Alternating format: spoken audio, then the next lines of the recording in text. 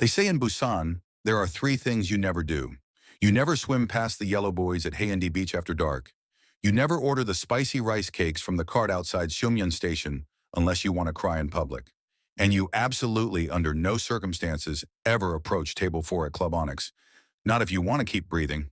Table 4 wasn't just a table. It was a throne room disguised as furniture.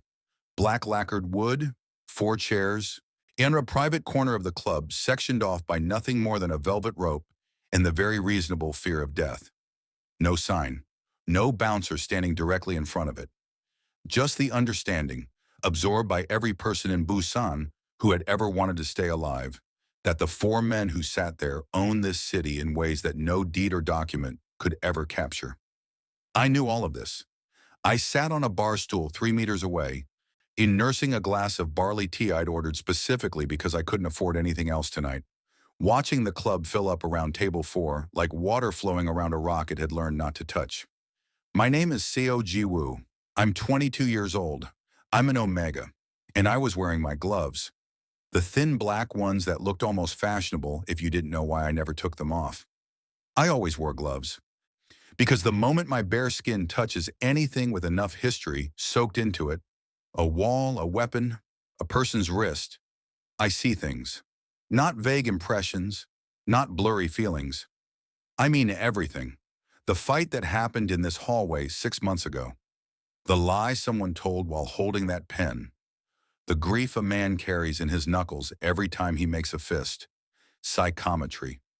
That's what the one doctor who'd ever believed me called it. A curse with a clinical name. So, gloves, always. I wasn't here tonight because I wanted to be. I was here because my older brother, Seo Jiwoo, had, in an absolutely spectacular display of terrible judgment, borrowed money from people who worked for Table 4, a significant amount of money, and Jiwoo, bless his chaotic soul, had then promptly broken both his legs in a motorcycle accident outside of Gimhae and was currently horizontal in a hospital bed, completely unavailable to sort out his own mess, which meant I was here instead, representing the family. In a club where bass rattled your back teeth and everyone was beautiful and dangerous, and I was just a 22-year-old Omega in borrowed dress clothes and stress-purchased barley tea. Great plan, Jiwoo. Really solid. I looked at Table 4 again. There were 4 of them tonight, which I'd been told was unusual. Normally only 2 or 3 came at once. But all 4 were present. I'd arranged around that black table like they'd been carved specifically to occupy space in a way that made everyone else feel like they were taking up too much of it. The one in the center left I recognized immediately from the photographs my brother's friend had nervously texted me. Kang Sejin, 28. The youngest of the 4, but somehow the most quietly terrifying, in the way that a knife is more frightening than a gun, because it requires someone to choose to get close. He was lean, a sharp-jawed, dressed in a black turtleneck that probably cost more than my monthly rent. He wasn't talking. He was watching the room with the patient, unhurried attention of someone who had never once needed to rush. To his right, the one laughing at something on his phone with the kind of easy confidence that comes from never having been told no, had to be Oh Taeyang, 29, Busan's most legitimate-looking criminal. He known for running the financial infrastructure of their operation with a smile so clean people forgot what he was capable of. Across from him, arms crossed, jaw tight, was the one my brother's contact had warned me about most specifically. Lim Dowan, 28, the enforcer. The one you saw right before something very bad happened to you. He had the kind of stillness that wasn't peace. It was compressed violence, patient and coiled. And at the head of the table, of course there was a head, to even at a round table somehow, sat Yoon Hyun-ki, 29, the one they all deferred to without him ever having to ask. He wasn't the loudest. He wasn't even looking at anyone. He had one hand wrapped around a glass of something dark, and he was staring at a spot on the table like he was solving an equation. The rest of the world didn't know existed yet. The club's energy physically bent around these 4 men. I finished my barley tea, set the glass down, pulled my gloves tighter. Ji-hyun, I thought, you owe me so much more than an apology. And then I stood up, straightened my jacket, and walked toward Table 4. Behind me, I heard someone actually gasp. The gasp came from a waitress near the bar. I didn't look back. Looking back was for people who had second thoughts. And I had already used up my entire supply of second thoughts sitting on that bar stool for 40 minutes, convincing myself this was survivable.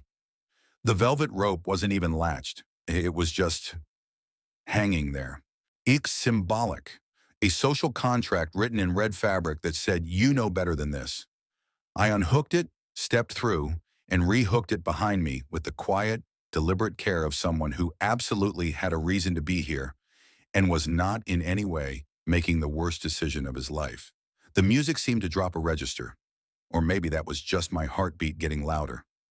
I was 4 steps away when the first one noticed me. Lim Dowan. Of course it was Dowan. The enforcer's eyes found me the way a security camera finds movement. Automatic, immediate, and completely without warmth. He didn't say anything. He just stopped breathing for half a second and looked at me the way you look at something that has wandered somewhere it fundamentally does not belong, like a house cat that has somehow appeared on the roof. Confused, slightly offended, already calculating the problem. I kept walking. 2 steps. Taeyang looked up from his phone. See, his easy smile didn't disappear exactly. It just recalibrated, sharpened at the edges. He tilted his head the way someone does when they're genuinely curious whether they're about to witness something funny or something tragic. 1 step. Kang Sejin's eyes moved to me slowly, like he'd already known I was coming and was simply waiting to see if I'd actually go through with it. There was something in his expression I couldn't name. Not anger, not surprise. Something quieter and considerably more unsettling. I stopped at the edge of the table. Yoon Hyun-ki had not looked up yet. He was still staring at that same spot on the table, his hand still wrapped around his glass, completely unbothered by my existence in the way that only very powerful or very dangerous people can be unbothered. Like he was giving me exactly enough rope to say something. So I said something. When I'm looking for whoever manages the Seo Jiwoo debt account. The silence that followed was so thick I could have spread it on toast. Taeyang made a sound that was almost a laugh. Almost. Doan's jaw tightened visibly. Sejin simply watched me with those quiet, sharp eyes like I was a particularly unexpected variable in an equation he'd already solved. Hyunki looked up. And I want to be honest about what that felt like. Because I think it's important for the historical record of this terrible evening. It felt like the temperature in the immediate area dropped 2 degrees. Not because he was ugly. He was, objectively and annoyingly, not ugly at all. But his eyes were the kind of dark that didn't reflect light so much as absorb it. And when they landed on me, I had the distinct physical sensation of being read. Completely. Like a document being scanned. "You're an Omega," he said. His voice was low, not loud. The kind of voice that didn't need volume because every room it entered automatically got quieter. "Excellent observation," I said. "You're very quick." Dowan actually made a sound. I think it was involuntary. Hyunki's expression didn't change, but something behind his eyes shifted. A very small shift, like a single gear turning somewhere deep in complicated machinery. "Sit down," he said. It wasn't an invitation. It also wasn't aggressive. It was just a statement of what was going to happen next, delivered with the calm certainty of a man who had never had to say anything twice. I pulled out the empty chair across from him and sat down. My gloved hands went flat on the table. Steady. I was extremely proud of how steady they were, considering the part of my brain responsible for self-preservation was currently screaming at a frequency only dogs could hear. "Seo Jiwoo is in the hospital," I said. "Both legs. When he can't come himself. I'm his brother. I'm here to discuss repayment terms." "Discuss," Sejin repeated. Just the word, like he was tasting it. "Yes." I looked at him directly. "I'm told that's something people do. Sit at tables, talk about problems, reach agreements. I may have wandered into the wrong club if that's not the kind of establishment this is." Taeyang put his phone face down on the table. He was fully smiling now. In the kind of smile that meant he had decided this was going to be entertaining. Dowan leaned forward. "You think this is funny, kid?" "I think very little about tonight is funny," I said honestly. "But I'm here, so we might as well be productive." Yoonki was still watching me, still with that same unsettling stillness. How old are you? He asked. 22. And you walked up to this table. Someone had to. A beat of silence. Then Hyunki set his glass down, leaned back in his chair, and said four words that probably should have relieved me, but somehow, in his voice, at this table, in this club, managed to sound like the beginning of something I wasn't remotely prepared for. Tell me about Jihyun. So I told him. Not everything. Not the parts that would make me look like I was asking for sympathy, because I wasn't. I was asking for a payment arrangement, which is a completely different thing and requires a completely different energy. I told him Jihyun was 26, that he'd borrowed the money 8 months ago to cover a business investment that had, in the time-honored tradition of all of Jihyun's business investments, collapsed spectacularly within 90 days. That the debt was 4 million won, that Jihyun had been making irregular partial payments until 3 weeks ago, when a delivery truck had introduced itself to his motorcycle at an intersection outside Gimhae Airport. I told him Jihyun would be non-mobile for at least 2 months, and that the hospital bills were already compressing the timeline on everything else, that I had a plan for repayment that was realistic and didn't involve anyone's legs being broken, which felt like a relevant point to make given the current company. I said all of this clearly without my voice shaking, which I was going to be privately celebrating for weeks. The four of them listened. That was the strange part. They actually listened. No interruptions, with no dismissive looks exchanged over my head. Dowan still had his arms crossed and his expression set to deeply unconvinced. But even he was paying attention. Taeyang had his chin resting in his hand, watching me with that sharpened smile. Sejin hadn't moved, hadn't blinked excessively, hadn't done anything except exist in that quietly intense way that made the air around him feel pressurized, and Hyunki just watched me the entire time. When I finished, the table was quiet for a moment. Then Taeyang said, "You rehearsed that?" "Twice," I admitted. "On the subway." The man next to me looked concerned. Taeyang laughed. A real one this time, sudden and bright, completely at odds with everything else about this table and this situation. Dowan shot him a look. Taeyang ignored it with the practiced ease of someone who had been ignoring Dowan's looks for years. "The repayment plan," Hyunki said. "What does it involve?" "I work. I'm a ceramics restorer. And I also do appraisals for a gallery in Gwangali. Between both, I can cover the monthly installment your team outlined in the original agreement. It'll take 7 months from Jihyun's first mobile date. I have the math written down if you want to see it." I reached into my jacket pocket and pulled out a folded piece of paper. Actual paper, written by actual hand. I slid it across the table toward Hyunki. He looked at it without touching it. Sejin picked it up instead. He read it in silence. His eyes moved down the page with the focused efficiency of someone accustomed to processing information quickly and accurately. Then he set it on the table and said simply, "The ceramics restoration income is inconsistent. You've averaged it over 8 months, but 2 of those months were outliers." I stared at him. "You're right," I said, because he was, "but I have a commission confirmed for next month that covers the gap. I didn't include it because it isn't signed yet." "Get it signed," Sejin said. "That's the plan." Something shifted very slightly in his expression, the same kind of micro-movement I'd noticed in Hyunki earlier, like I'd passed some kind of test I hadn't been told I was taking. Dowan unfolded his arms. He leaned forward onto the table and looked at me with the direct, undecorated attention of someone who did not do anything indirectly or undecorated. "Why didn't Jihyun call? Why come in person?" "Because a phone call is easy to dismiss," I said, "and because I needed you to see that there's a person behind this debt, not just a number in someone's records. And if we'd said no, if we'd decided the debt was overdue, and personal appearances don't change terms." I met his eyes. "Then I'd have asked what you needed from me specifically to change your mind, and we'd have negotiated from there." Dowan studied me for a long moment. His expression was still hard, still skeptical, but something in it had shifted by approximately 1 degree, which felt, under the circumstances, like a standing ovation.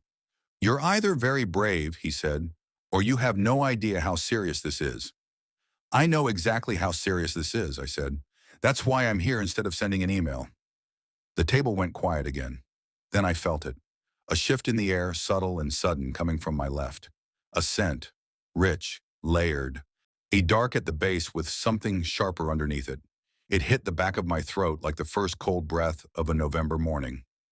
Alpha scent, not one, all four, overlapping, the kind of combined alpha presence that was designed, evolutionarily or otherwise, to make an omega's nervous system sit down and stop arguing. My hands tightened under the table. I did not sit down. My nervous system did not stop arguing. But my pulse, that traitorous, inconvenient pulse, skipped exactly once. Hyunki noticed. I saw it happen. His eyes dropped briefly to my throat, where my pulse was presumably visible, then came back up to my face.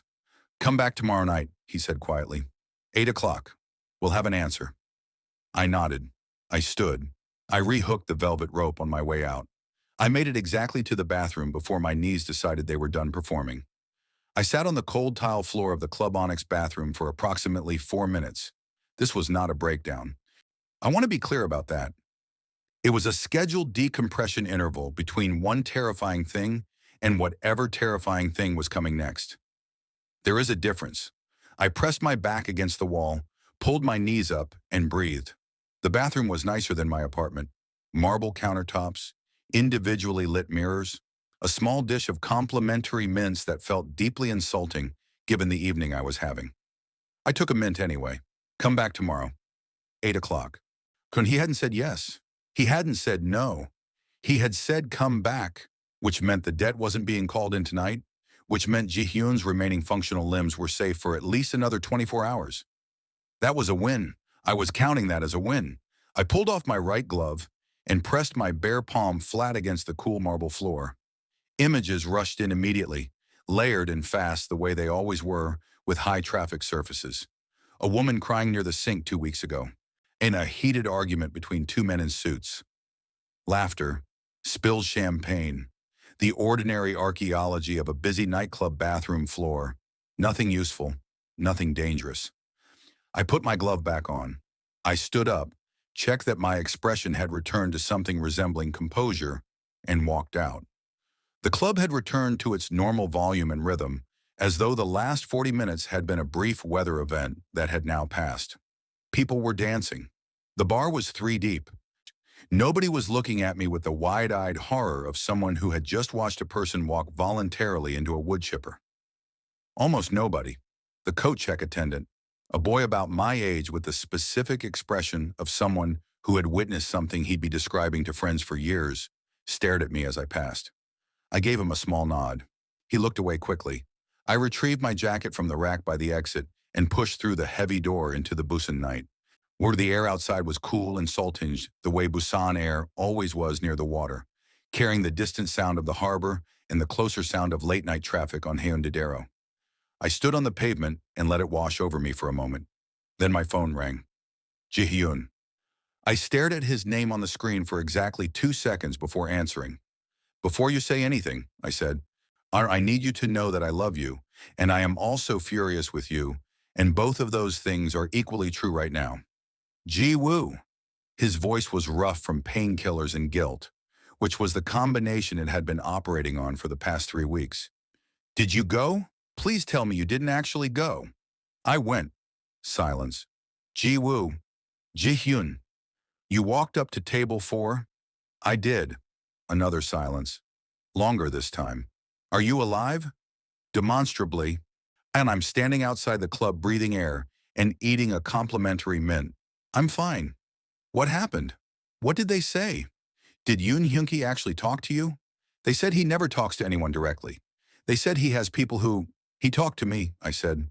"All 4 of them did. I presented the repayment plan. They're considering it. I go back tomorrow at 8. The silence on his end had a different texture now, heavier. "Jiwoo," he said quietly, "you shouldn't have gone alone. I should have found another way. I should have—" "Yes," I agreed. "You should have. We can fully process your regrets after the debt is resolved. How are your legs?" "They hurt." "Good. Think of it as the universe providing feedback." He made a sound that was half laugh, half misery. "I'm sorry. I know." And I did know. Ji-hyun was many things, including financially reckless and magnetically attracted to bad decisions. But he loved me. He'd been loving me clumsily and chaotically since I was born, and that counted for something enormous. Get some sleep. I'll come by the hospital tomorrow before 8. I hung up and stood there for another moment, watching the headlights move on the road. That was when I heard the door behind me open. I turned. It was Sejin. He'd come out alone, no security visible, though I had enough sense to know that didn't mean no security existed. He was pulling on a light jacket over his turtleneck, unhurried, like he'd come outside for air, and my presence was simply a coincidence he was choosing not to acknowledge yet. He stopped a few feet away, looked out at the street. "Ceramics restorer," he said. Not a question, just the words placed in the air between us. "Yes," I said. "You work with your hands." I looked down at my gloved hands. "Yes." He glanced at the gloves. A brief glance, precise and noting. "But you wore those the entire time." "I always wear them." He was quiet for a moment. The kind of quiet that wasn't empty. It had weight and direction. "The commission that isn't signed yet," he said. "What is it?" "A restoration project. A Joseon-era Celadon bowl. Private collector in Shodamun." "I know him," Sejin said simply. I turned to look at him fully. He was already looking at me. That pressurized stillness radiating off him like heat from a surface that had been in the sun all day. "I shall make a call," he said. "The contract will be signed by Thursday." I opened my mouth, closed it. "Why?" I finally said. The corner of his mouth moved. Not quite a smile. Something more restrained and considerably more dangerous than a smile. "Because your math was almost perfect," he said. "Almost bothers me." He went back inside. I stood on the pavement, mint dissolving on my tongue, wondering what exactly I had just walked into. Thursday came. The contract was signed. I found out via a single text from an unknown number at 7:43 in the morning. No greeting, no explanation, just a scanned PDF attachment and 3 words beneath it. "Almost is fixed." I stared at my phone for a long time. Then I saved the number under a contact name I felt was both accurate and appropriately cautious. I typed, "Sejin." Unsettling, efficient. I went to the hospital first, the way I'd promised. So Ji-hyun was sitting up in bed, eating hospital juk with the enthusiasm of a man who had recently remembered that food existed. His legs were elevated, both wrapped, his face carrying the particular combination of guilt and relief that had become his permanent expression since the accident. He looked at me when I walked in. Then he looked at my face. Then he looked slightly more guilty. "You have your thinking expression," he said. "I always have my thinking expression." "No. You have the specific one, the one where you're thinking about something you haven't decided whether to tell me yet." I sat down in the chair beside his bed and set a bag of tangerines on the nightstand because I was a good brother regardless of circumstances. Sejin called in a favor for my commission contract. Ji-hyun stopped eating. "Kang Sejin," I clarified, as though there were multiple Sejins currently intervening in my professional life. "He knew the collector. The contract is signed. Or the project starts next week." Ji-hyun put his spoon down very carefully. "Jiwoo? I know. That's not a normal thing for someone like him to do." "I know. That means he's paying attention to you." "Ji-hyun," I presented a repayment plan at their table. "Of course they're paying attention to me. That's the entire point of—" "That's not what I mean, and you know it." I peeled a tangerine. I did not respond to this because responding would require acknowledging it, and acknowledging it would require thinking about it carefully. And I had already spent the subway ride here doing exactly that. And arriving at conclusions I wasn't ready to discuss out loud yet. Ji-hyun watched me peel the tangerine with the sad, knowing eyes of an older brother who had made enough mistakes in his own life to recognize the early signs of complications in someone else's. "Be careful," he said finally. "Tian, I'm always careful. I wear gloves." "Jiwoo, Ji-hyun." He sighed. I gave him half the tangerine. We sat in the particular comfortable silence of two people who had grown up sharing a small apartment and had long ago run out of things they needed to say out loud to each other. I left at 6:30 and took the bus toward Hyundai. Club Onyx looked different in the early evening light. Less mythological, more like a building that had ambitions. The line outside hadn't formed yet, when the door staff were just arriving. I walked past the main entrance toward the side door I'd noticed on my way out the previous night, the one that the staff used, the one that suggested the building had a functional interior life beyond the velvet ropes in the bass frequencies. A man I didn't recognize stopped me there. Large, efficient expression, pack-affiliated by his scent. Seo Jiwoo, I said before he could ask. I have an 8 o'clock. He checked his phone. Stepped aside. I went in. The back corridors of Club Onyx were a completely different world from the front. Fluorescent lighting, concrete floors, the smell of industrial cleaner and cardboard. Staff moved through with the purposeful energy of people who had actual jobs to do and were doing them. Nobody looked at me with existential dread back here, which was refreshing. I was led up a staircase to the second floor and through a door that opened into a private room that was, in contrast to the corridor, aggressively well-furnished.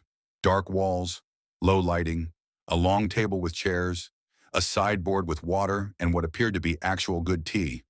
Floor-to-ceiling windows looking out over the club floor below, currently quiet and half-lit in its pre-opening state.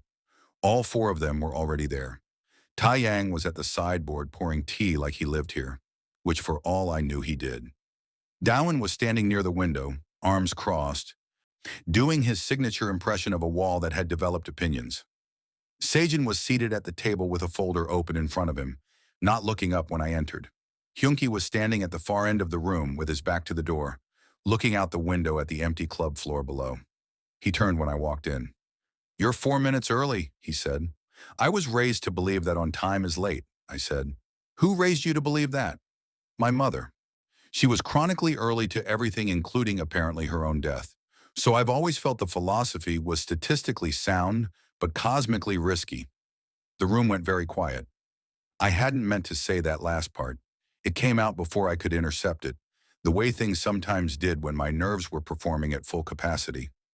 Yunki looked at me for a moment with an expression I couldn't immediately classify. "Sit down, Jiwoo," he said. Quiet, not unkind. First name. With no honorific. Just my name, in his low, unhurried voice, landing in the room like something that had decided to stay. I sat down. Sejin closed his folder. "We've made a decision," he said. I folded my gloved hands on the table and waited. Sejin opened the folder again. He turned it to face me and slid it across the table with 2 fingers. I looked down at it. It was not the repayment plan I had submitted. It was a contract, a different one. Several pages, dense with terms, structured in the kind of careful legal language that meant someone with actual legal training had written it, and someone with actual intentions had told them what to write. I read the first paragraph. Then I read it again. "You want me to work for you," I said. "We want to retain your services," Sejin said. "Specifically your appraisal expertise. We acquire objects regularly. Art, antiques, estate collections. Here we need someone who can assess authenticity and value accurately and discreetly." I looked up from the contract. "You have people for that." "We had someone," Taeyang said from the sideboard, bringing 2 cups of tea to the table and setting one in front of me with the easy hospitality of someone who made himself at home everywhere. "He retired, suddenly, last month." "Suddenly," I repeated. "Very suddenly," Taeyang confirmed, sitting down across from me with his own cup, his smile perfectly pleasant. I decided not to ask follow-up questions about that. I looked back at the contract. The retainer figure was printed clearly in the 3rd paragraph. I read it. Then I read it again because I was certain I had misread it the first time. I had not misread it. "This is 3 times what I currently earn across both jobs," I said. "Yes," Sejin said. "Combined?" "Yes." "Per month?" "Yes." I sat back in my chair. My brain was doing very rapid calculations and arriving at very complicated conclusions. The debt would be cleared in 2 months at this rate instead of 7. Ji-hyun's hospital bills would stop being a crisis and start being merely a problem, which was a significant quality of life upgrade. I could stop taking every appraisal commission regardless of how far across the city it was, just because I needed the income. And all I had to do was work for 4 men who ran the most feared criminal organization in Busan. "The debt," I said. "Cleared upon signing," Hyunki said from the end of the table. He had sat down at some point while I was reading, and his presence at the head of the table had the specific gravitational quality of something I needed to not look at directly too often, or my concentration suffered. "This replaces the debt arrangement entirely." "That's very generous," I said carefully. Wait, which means there's something you're not telling me yet. The room was quiet for exactly one beat too long. There it was. Taeyang looked at Hyunki. Dawan looked at the window. Sejin looked at the folder. Hyunki looked at me. There is a complication, he said. Of course there is, I said. Please continue. 3 weeks ago, a collection was brought to us. 17 pieces. The seller claimed they were authentic Goryeo Celadon, 12th century. We paid accordingly. He paused. Why we have since been given reason to believe the pieces are forgeries. Expensive reason? I asked. 800 million won worth of reason, Taeyang said pleasantly. I absorbed this number. And you need someone to confirm whether the pieces are genuine or not. We need someone who can determine that with certainty, Sejin said. Not estimation, not probability, certainty. They all looked at me then, not aggressively. Us just with the focused attention of 4 people who had done their research and arrived at a specific conclusion about what I could do. My stomach tightened. They knew, or they suspected, or they had heard something from someone who had seen something they shouldn't have. Most appraisers work through analysis and documentation, I said, keeping my voice even. Carbon dating, provenance research, stylistic comparison. Most appraisers aren't you, Hyunki said, and the room felt smaller suddenly. I looked down at my gloved hands on the table.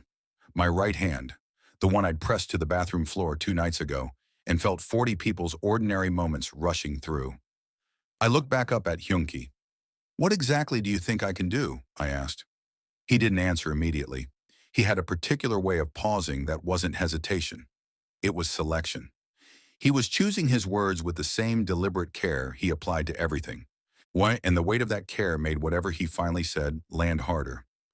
I think, he said quietly, that when you touch something, you know its history. The silence after that was absolute. I didn't confirm it. I didn't deny it. I sat completely still and looked at him and felt the specific vertigo of being accurately seen by someone for the first time in a very long while. Across the table, Taeyang was watching me with something warm in his expression. Not predatory, genuinely warm. Careful, like he understood this was a significant moment and was treating it accordingly. Dowan had turned from the window. His expression was still hard, still guarded, but his eyes were different, focused in a way that felt less like threat and more like recognition. Sejin simply waited, and Hyunki just looked at me, patient and steady, giving me the space to decide what I was going to do with being known. I took a breath. I reached up and slowly pulled off my right glove. I placed my bare hand flat on the contract in front of me. The history of the document rushed in, clean and recent. Sejin writing it 2 days ago at a desk somewhere, focused and precise. The same desk earlier, Hyunki standing behind him, reading over his shoulder, making one quiet suggestion that Sejin incorporated without argument. I lifted my hand. Tell me where the collection is, I said. The collection was stored in a warehouse in Suyeonggu. Not a dramatic warehouse. Not the kind with flickering lights and suspicious puddles on the floor that movies had trained me to expect from criminal organizations. It was clean, climate-controlled, and smelled like packaging foam and regulated air. The kind of space that took preservation seriously, which was either reassuring or deeply ironic given the circumstances. Taeyang drove. I sat in the back seat between nobody, which I appreciated, because the combined scent of all 4 alphas in an enclosed vehicle would have been a genuinely unreasonable sensory situation. Hyunki sat in the front passenger seat.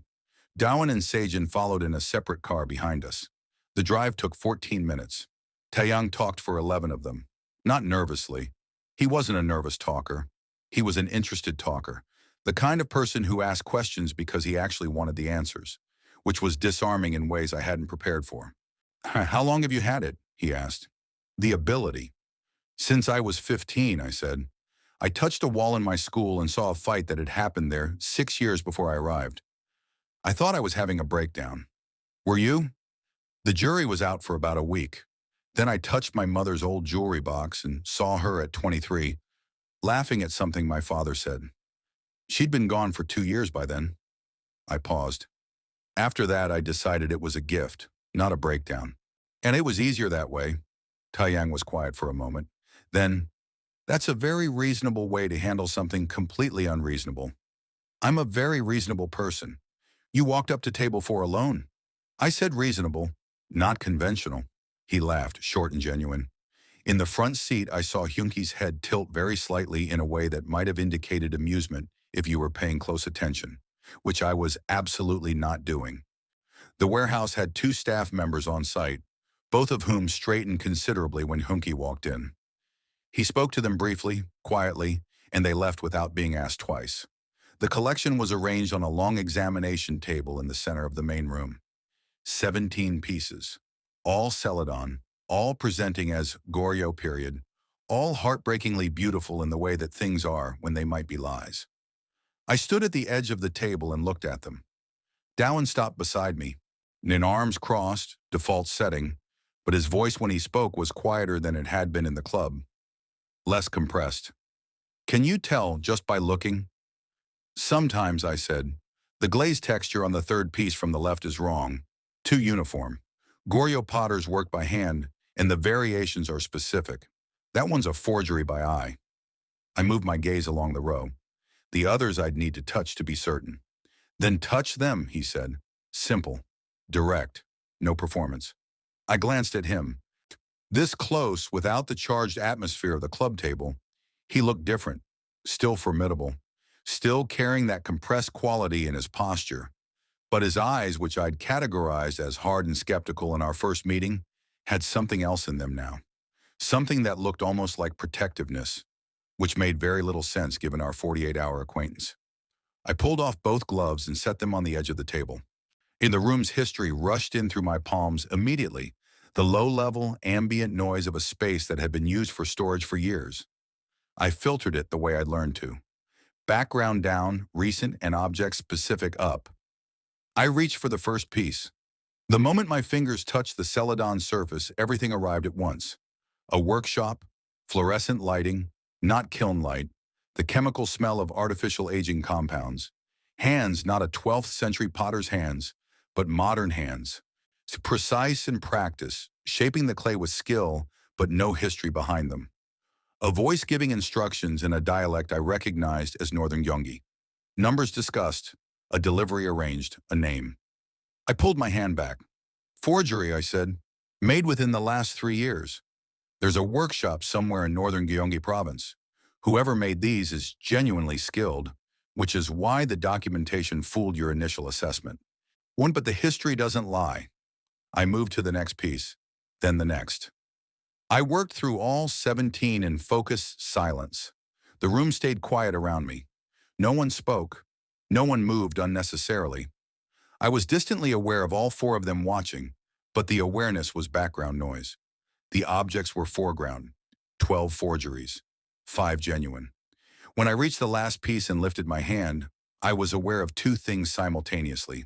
Amid the slight tremble in my fingers from sustained psychometric contact, which always happened after extended sessions, and the fact that Hyunki had moved at some point during the process and was now standing directly to my left, close enough that his scent was present and specific. Cedar wood and something darker underneath. Ink, maybe. Paper. 12 forgeries, I said. 5 authentic. The genuine pieces are the 1st, 4th, 9th, 13th, and 16th. The seller knew. This wasn't accidental misattribution. Hyunki looked at the pieces I'd indicated. The name you heard, he said quietly, in the workshop. I looked up at him. He was closer than I'd registered. His eyes were on the collection, but his attention, that precise, specific attention, was entirely directed at me. Baekchun Seo, I said. Something moved through all 4 of them simultaneously. Not surprise exactly. The specific quality of a suspicion being confirmed. Taeyang set down his phone. Nadoan's jaw tightened. Sejin said very quietly, "He's one of ours." The silence that followed those 4 words was a different kind of silence from all the previous ones. Those had been weighted, careful, considering. This one was cold. It had edges. I stood very still between the examination table and Hyunki and watched the 4 of them process the name I had just handed them. Taeyang's easy warmth had gone somewhere else entirely, and Dowan looked like a door that had just been locked from the inside. Sejin's expression was completely unreadable in the specific way That meant he was reading everything. Hyunki said nothing. That was somehow the most alarming response of all four. I should put my gloves back on, I said, mostly because my bare hands were still resting on the examination table, and the residual hum of 17 objects worth of psychometric history was making my fingertips ache. Nobody stopped me. I pulled the gloves back on and flexed my fingers once, feeling the familiar, muted quiet that came with them. The world at one remove. Manageable. Baek Junseo handles our legitimate acquisitions, Sejin said. His voice was measured in the way that indicated the measurement was costing him something. He has for 6 years. He sourced this collection. He authenticated it internally before we committed the funds. Then he either ran the forgery operation himself, I said carefully, or he authenticated pieces he already knew were fake. Either way, it wasn't a mistake. No, Sejin agreed. It wasn't. Doan moved first. He pulled out his phone and stepped away from the group toward the far end of the warehouse, already dialing. His voice when he spoke was too low to hear clearly, but the tone carried fine, controlled and extremely unhappy. Taeyang was looking at me with an expression I hadn't seen from him yet. The warmth was still there underneath it, but it was overlaid with something more serious, more careful. You're certain about the name, he said. It wasn't quite a question. I heard it twice in the same session, I said. Once from someone giving instructions, once from someone confirming a delivery address. It wasn't ambient, it was specific. Could you have misheard it, misread it? I understood why he was asking. He wasn't doubting me to be difficult. But he was being precise because the consequences of acting on the wrong name were severe, and he was the kind of person who understood that. No, I said, I don't mishear what I read. It's not interpretation, Taeyang. It's direct, like playing back a recording. He nodded once, slowly. Then he looked at Hyunki. Hyunki was still looking at the collection. At the 5 genuine pieces I had separated from the 12 forgeries with my bare hands, and 48 hours worth of apparently sufficient trust building. He had his hands in his jacket pockets, and his expression was the one I was starting to recognize as his actual resting state, which was not cold exactly but contained. Everything held deliberately inward. Then he turned and looked at me, and for a moment the containment slipped by about 1 degree. And what came through in that single degree was something I didn't have a clean word for. It wasn't gratitude. It was heavier than that, more complicated. You need to leave the warehouse, he said. I blinked. What? What happens next isn't something you should be present for. I'm already present.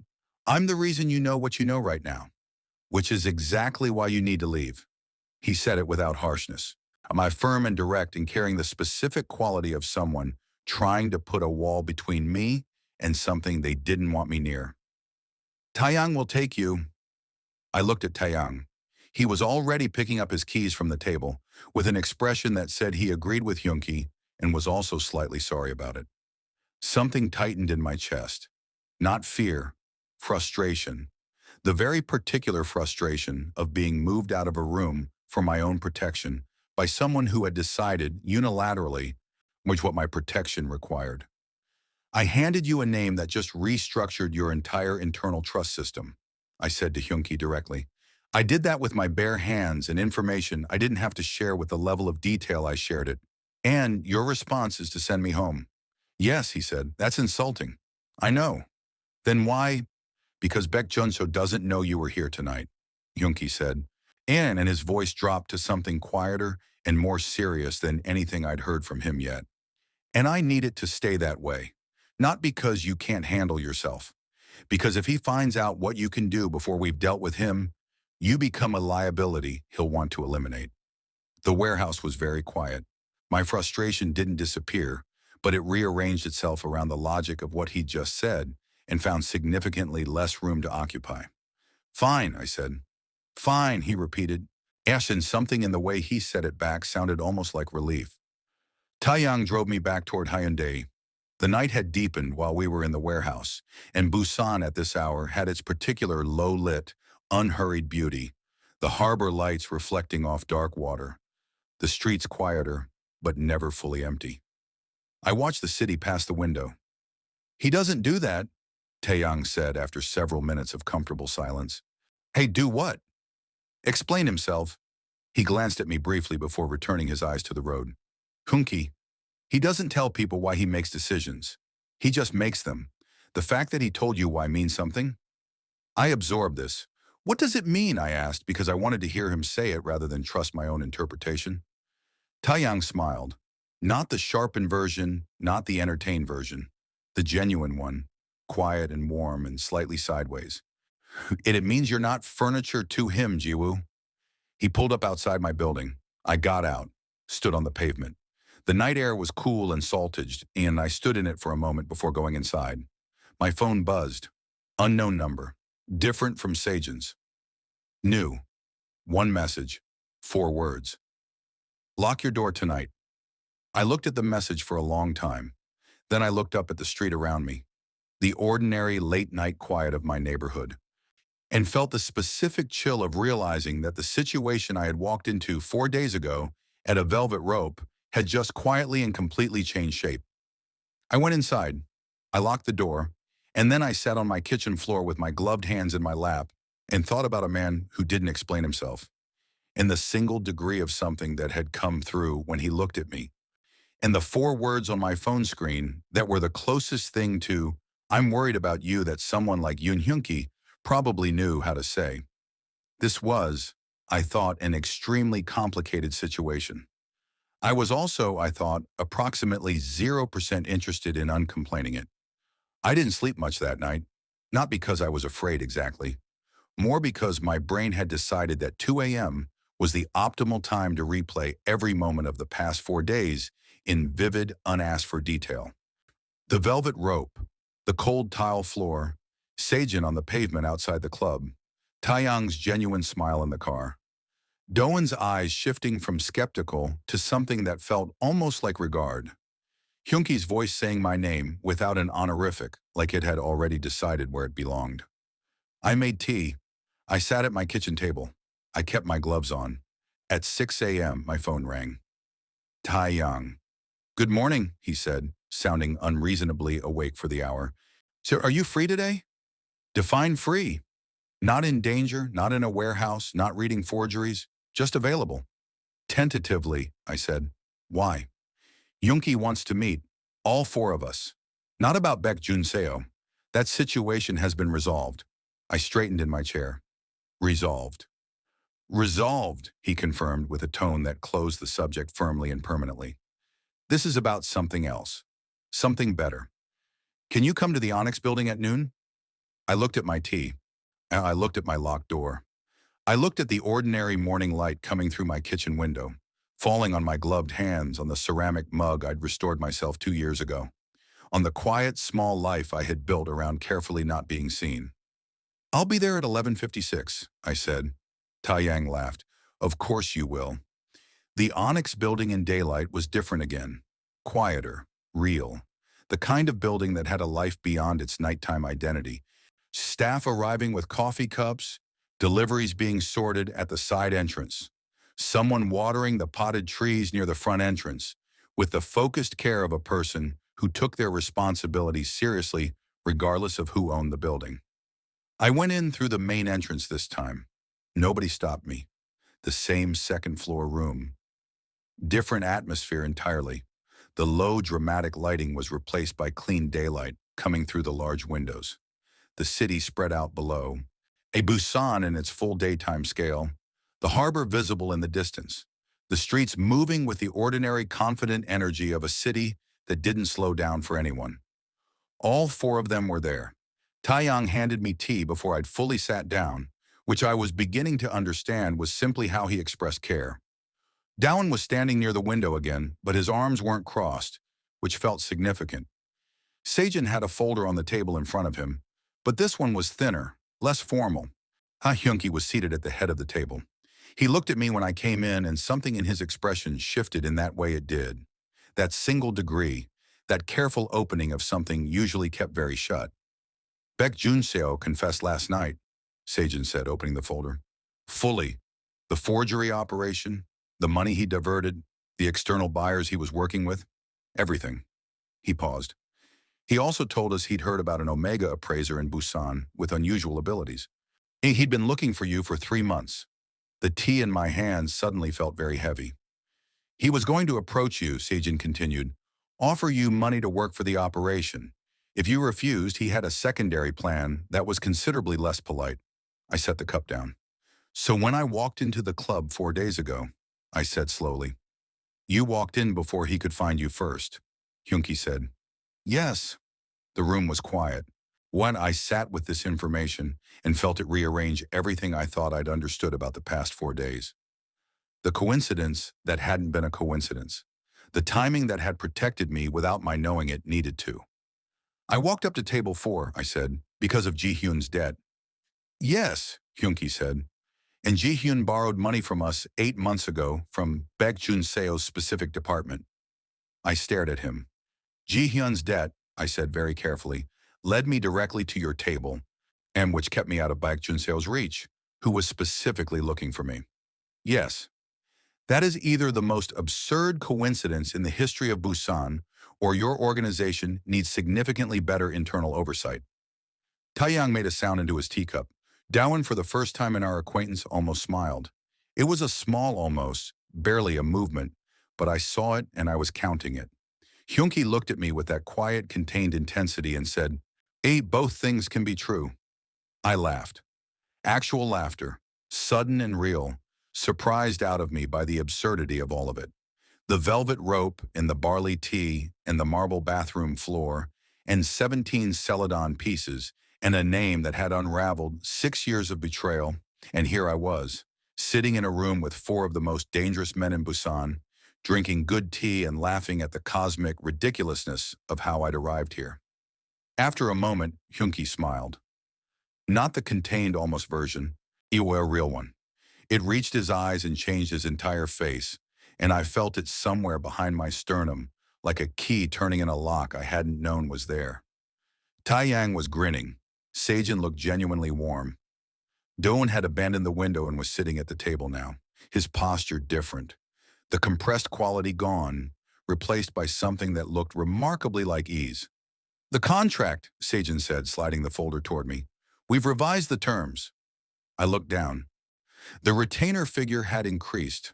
There was a security provision, a discreet arrangement that meant I would never walk alone to a warehouse or a meeting or anywhere else that carried risk. There was a clause that named Seo Jiwoo's outstanding medical expenses as covered under organizational welfare provisions, which was either the most convoluted way of paying someone's hospital bills in history or the most quietly generous. At the bottom in the signature line, 4 names were already signed. Kang Sejin, Oh Taeyang, Lim Dawan, Yoon Hyunki. I looked up. All 4 of them were looking at me, not with the assessing, careful attention of 4 men evaluating an asset, with something warmer and more specific and considerably more terrifying in the best possible way. I pulled off my right glove. I placed my bare hand on the contract. Sejin's careful precision, writing the revised terms at midnight. Taeyang adding the medical clause at 1 a.m., quietly, Huchtin without being asked. Dowan sitting alone at a desk at 3 a.m., reading the security provision he had personally drafted 3 times before signing it. Hyunki signing last, just before dawn, his hand resting on the paper for a moment longer than necessary. 4 men who had made decisions about my safety and my brother's care and my future in the hours I had spent sleepless at my kitchen table. I put my glove back on. I picked up the pen. I signed my name, Seo Jiwoo. The room breathed. Taeyang refilled my tea immediately. Sejin closed the folder with the quiet satisfaction of someone whose math had finally come out perfect. Dowan reached across the table and placed something on the surface in front of me. A key card. Building access. For the side entrance, he said gruffly, so you don't have to wait. It was the most words he had directed at me that weren't skepticism or warnings. Thank you, Dowan, I said. He looked at the table. Don't be late. I'm never late. You were 4 minutes early today. That's called being on time. He made a sound. It was, I was almost completely certain, a suppressed laugh. Hyunki was watching me from the head of the table. I looked at him, and he looked at me, and the distance between us felt entirely different from the distance that had existed 4 days ago, when I had unhooked a velvet rope and walked toward 4 men the whole city knew to avoid. That distance had been fear-shaped. was survival-shaped. This one was something else entirely. "Welcome," he said quietly. Just that one word, but in his voice, with that one degree of openness behind it, it carried the weight of everything that had led to this table. I looked around the room, at the city outside the windows, at the tea in my hands, at four men who had looked at a 22-year-old Omega with borrowed dress clothes and a signed commission contract and a dangerously accurate knowledge of their most protected secrets, and had chosen deliberately and in writing to let him in. I had walked up to table 4 because I had no choice. I was staying because I had every choice. And that, I thought, was the difference. "Try not to make me regret this," I said. Yoonki's smile returned, quieter this time. "Just for me." "Oh, you won't," he said. And for the first time in a very long time, I believed someone completely. And that is the story of Seo Jiwoo, the Omega who walked up to the most feared table in all of Busan, not because he was reckless, but because some people are simply built to walk toward the things everyone else runs from. He came for a debt. He stayed for something worth infinitely more. If this story kept you feeling every single moment, if you gasped, smiled, or felt your heart do something unexplainable during the process, then you already know what to do. Hit that subscribe button right now. New stories drop regularly, and every single one is built to make you feel exactly like this one did. Emotional, invested, and completely unable to stop listening. Share this with someone who needs a great story today. Drop a comment telling me which alpha had you the most curious. Thank you for watching all the way to the very end. That means everything. Until the next story, stay curious, stay brave, and never be afraid to approach the table.